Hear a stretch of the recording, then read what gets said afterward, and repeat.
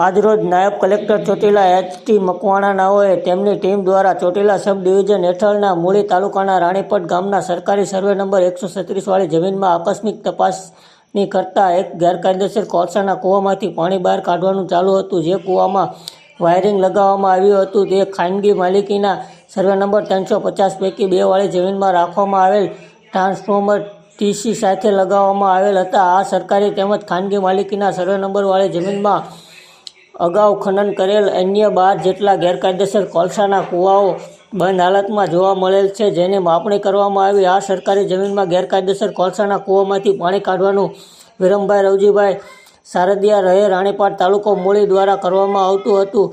ઉપર ઇસમ સામે the Gujarat manual permission of legal manage transport and storage rules 2017 અન્વયે વસૂલાતની કાર્યવાહી સાથે તડીપાર અને લેન્ડ ગ્રેબિંગની નિયમોનુસાર કાર્યવાહી હાથ ધરવામાં આવશે. વધુમાં આ ગામના સરપંચ અને તલાટી ક્રમ મંત્રી વિરુદ્ધ શિક્ષાત્મક કાર્યવાહી હાથ ધરવામાં આવી.